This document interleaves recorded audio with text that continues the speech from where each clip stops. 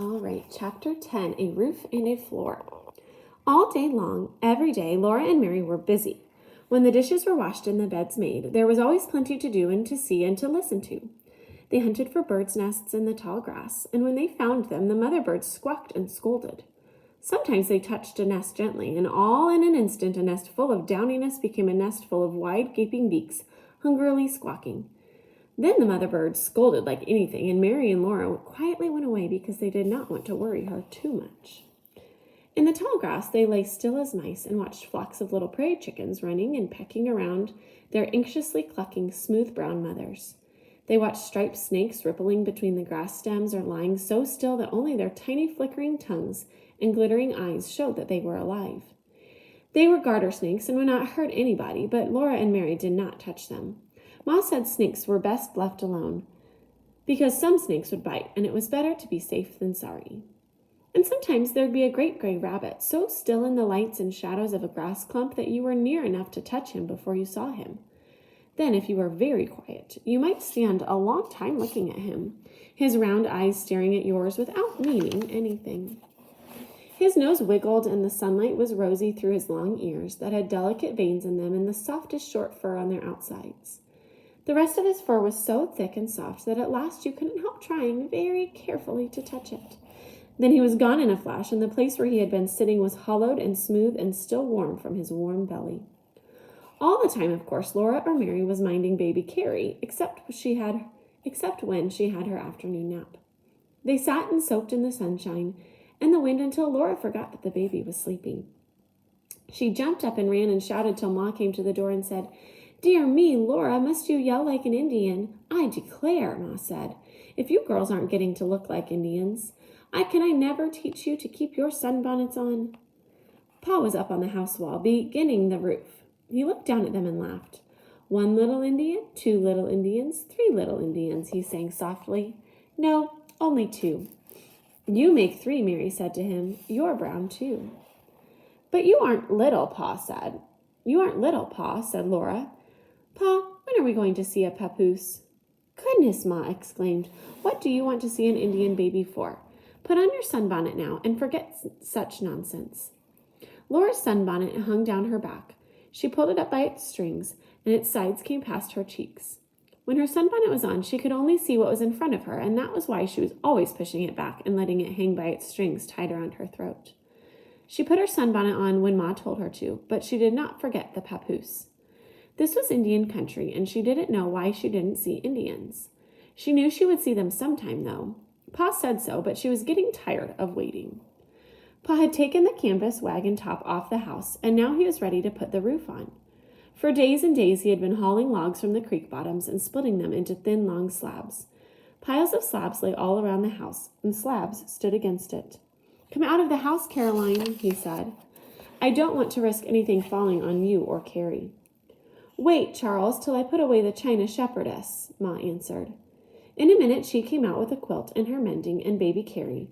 She spread the quilt on the shady grass by the stable and sat there to do her mending and watch Carrie play. Pa reached down and pulled up a slab. He laid it across the ends of the sapling rafters. Its edge stuck out beyond the wall. Then Pa put some nails in his mouth and took his hammer out of his belt, and he began to nail the slab to the rafters. Mr. Edwards had lent him the nails. They had met in the woods where they were both chopping down trees, and Mr. Edwards had insisted that Pa borrow nails for the roof. "That's what I call a good neighbor," Pa said when he told Ma about it. "Yes," said Ma, "but I don't like to be beholden not even to the best of the neighbors." "Nor I," Pa replied. "I've never been beholden to any man yet, and I never will be. But neighborliness is another matter, and I'll pay him back every nail as soon as I make the trip to Independence." Now Pa carefully took the nails one by one from his mouth, and with the ringing blows of the hammer, he drove them into the slab. It was much quicker than drilling holes and whittling pegs and driving them into the holes. But every now and then a nail sprang away from the tough oak when the hammer hit it, and if Pa was not holding it firmly, it went sailing through the air. Then Mary and Laura watched it fall, and they searched in the grass till they found it. Sometimes it was bent. Then Pa carefully pounded it straight again. It would never do to lose or waste a nail. When Pa had nailed down 2 slabs, he got up on them. He laid and nailed more slabs all the way up to the top of the rafters. The edge of each slab overlapped the other edge of the slab below it. Then he began again on the other side of the house, and he laid the roof all the way up from that side. A little crack was left between the highest slabs, so Pa made a little trough of 2 slabs, and he nailed this trough firmly upside down over the crack. The roof was done. The house was darker than it had been, because no light came through the slabs. There was not one single crack that would let rain come in. "You have done a splendid job," Ma said, "and I am thankful to have a good roof over my head." "You shall have furniture, too, as fine as I can make it," Pa replied.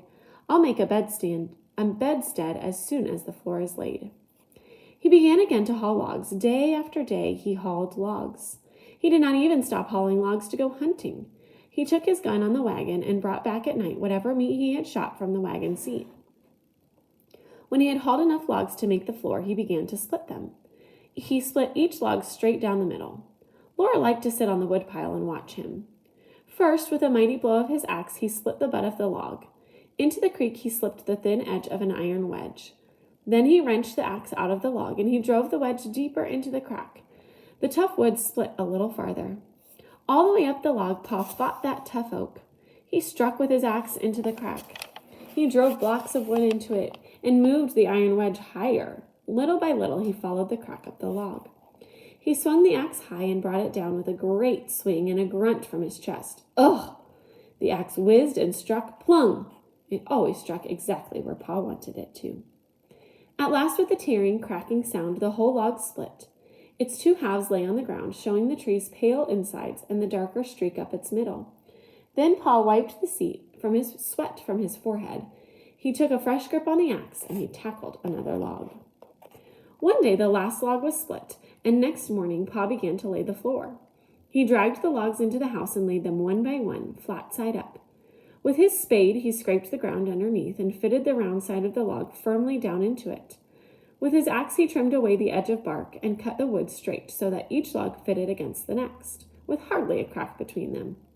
Then he took the head of the axe in his hand, and with little careful blows he smoothed the wood. He squinted along the log to see that the surface was straight and true. He took off last little bits here and there. Finally, he ran his hand over the smoothness and nodded. "Not a splinter," he said. "That'll be all right for little bare feet to run over." He left that log fitted into its place and dragged in another.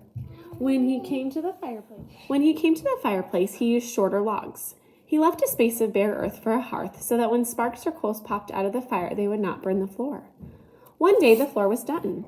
It was smooth and firm and hard, a good floor of solid oak that would last, Pa said, forever. "You can't beat a good puncheon floor," he said, and Ma said she was glad to be up off the dirt. She put the little China woman on the mantel shelf and spread a red checked cloth on the table. "There," she said, "now we're living like civilized folks again." After that, Pa filled the cracks in the walls. He drove thin strips of wood into them and plastered them well with mud, filling every chink. "That's a good job," Ma said. "That chinking will keep out the wind, no matter how hard it blows." Pa stopped whistling to smile at her. He slapped the last bit of mud between the logs and smoothed it and set down the bucket. At last the house was finished. "I wish we had glass for the windows," Pa said.